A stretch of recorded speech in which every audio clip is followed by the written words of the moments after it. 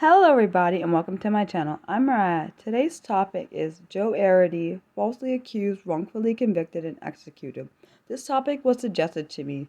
This video is research based. My thoughts will not be in this video because I don't want to upset anyone, and I want this video to solely be about Joe Arridy and how he was falsely accused, wrongfully convicted, and executed. For the research in this video, I used 2 articles to gather information for this topic. The links to these articles will be in the video description box. If you like this kind of content, I would appreciate it if you subscribe, like, share, and leave a comment and any suggestion that you have below. Trigger warning. This video mentions rape, murder, and attempted murder, all the things that Joe Arridy was falsely accused of. I understand if you can't watch this video because of the things mentioned above. This video also mentions some details about how one victim was murdered and the other victim was almost murdered. Sorry about that. Most of the information in this video will come from the first article that I read, but some of the information will come from the second article I read. The first article that I read was titled, Joe Arridy, the mentally disabled man executed for a grisly murder he did not commit. And that's from the All That's Interesting website. Joe Arridy had always been highly suggestible. A mentally handicapped young man with an IQ of 46, Arridy could have been coerced into saying or doing almost anything, and when the police coerced him into confessing to a grisly murder he didn't commit, his short life came to an end. The crime. Dorothy Drain's parents returned to their home in Pueblo, Colorado on the night of August 15th, 1936, to find their 15-year-old daughter, Dorothy, dead in a pool of her own blood, killed by a blow to the head when sleeping. She was also raped, and this information that I just read about the rape was mentioned in the second article I read called Colorado Governor Pardons Man Executed for Murder in 1939. Now back to information from the first article. Her younger sister Barbara had also been struck in the head, although she miraculously survived. The attack on the young girls drove the town into uproar, led newspapers to declare that a sex-crazed murderer was on the loose, and set police on the trail of any Mexican-looking men, matching the description provided by 2 women who had also claimed to have been assaulted not far from the Drain house. Police were under tremendous pressure to catch the killer, and Sheriff George Carroll must have felt nothing but relief when 21-year-old Joe Arridy had been found aimlessly wandering near local rail yards, confessed to the murder outright. The arrest of Joe Arridy. Joe Arridy's parents were Syrian immigrants, which contributed to his dark complexion as described by the 2 other women claimed to have been accosted in Pueblo. His mother and father were also first cousins, which may have contributed to his imbecility, which the newspapers delighted in referring to. Several of Arridy's siblings had died young, and one of his other brothers was also reported to be a high moron. Joe Arridy himself seems also to have suffered due to his family's inbreeding. Arridy had been committed to Colorado State Home and Training School for Mental Defectives in Grand Junction when he was just 10 years old. He would be in and out of the home for the next several years until he finally ran away after he turned 21. Arridy spoke slowly. He could not identify colors and had trouble repeating back sentences that were longer than a couple of words.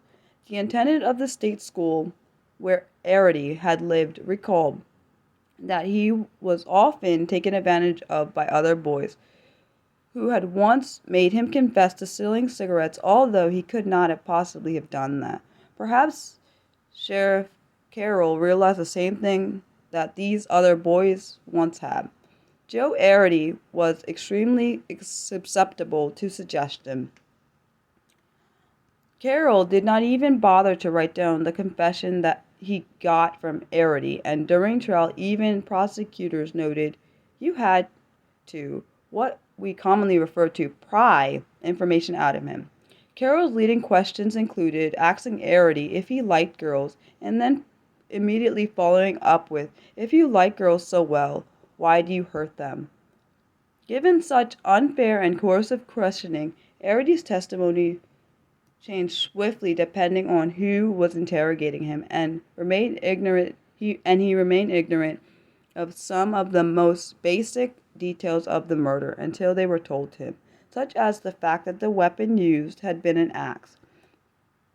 It should have been clear to everyone involved that Joe Arridy was not guilty and that another man actually was. It seems more likely that the person actually responsible for the killing was Frank Aguilar, a Mexican man who was found guilty of the murder and executed after being identified by Barbara Drain. A second defendant who worked with the girl's father, Frank Aguilar, later confessed to the crime and told police he had never met Arridy.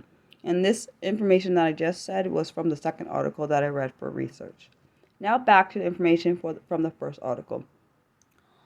All of this took place when Arridy was still being held for the murder himself, but local law enforcement was convinced that Aguilar and Arridy had been partners in the crime. Either way, even Aguilar's execution did not seem to have stemmed the public outrage in Pueblo. So despite the fact that the three psychiatrists who testified at Arridy's trial declared him mentally handicapped with an IQ of 46, Arridy too was found guilty and sentenced to death. The execution.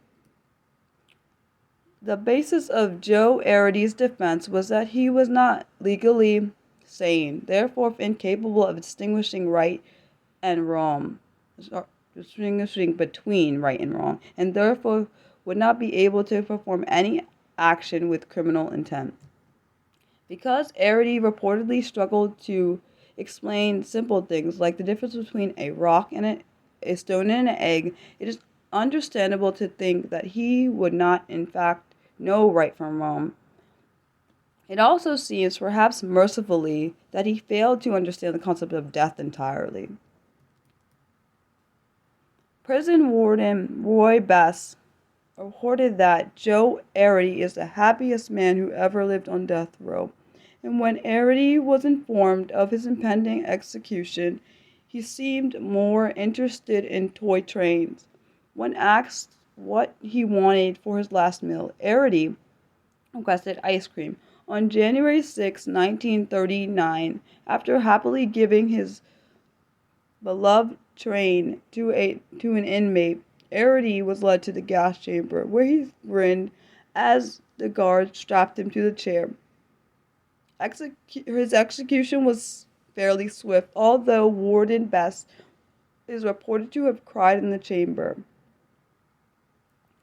Gail Ireland, the attorney who had petitioned the Colorado Supreme Court on Arridy's behalf, had written during the case, "Believe me when I say, if he is gassed, it will take a long time for the state of Colorado to live down the disgrace." It wasn't actually until 2011, more than 7 decades after Joe Arridy's execution, that Colorado Governor Bill Ritter granted him a posthumous, I'm sorry if I said that, which means after death, pardon. Pardoning Arridy cannot undo this tragic event in Colorado history, Ritter said. It is in the interest of justice and simple decency, however, to restore his good name. I'm sorry if you heard my voice change, but I was trying not to cry when I read the part about the warden crying. I hope you enjoyed this video. Please share your honest comments honest thoughts about the case in the comment section. As some of you may know, I have problems with pronunciation which is because of my learning disability. I don't try to hide this because I want people who have similar struggles to know that they aren't alone. No matter how hard pronouncing some words can be, I will always try my best. Those are the reasons I keep my mistakes in these videos. I am always open to any suggestions you have for any future video topics. Please let me know what they are in the comment section below or on my Twitter page at Burley Mariah, and that's my last name then my first name, and I can spell it for you. At BURLEYMARIH. The next video will be on inclusion versus exclusion, and I'm going to try to find a list for pros and cons of each. I hope everyone's continuing to stay safe. I'll post my notes in the comment section for anyone who needs them. Again, please like, share, and subscribe if you want to and found this video to be helpful. Please share this video with anyone you think might need it. If you want to be notified when I do any live streams or upload any new content, you're going to want to click the bell icon. And under the bell icon, you're going to want to select the all option. Thank you guys for watching. I love you guys. Bye!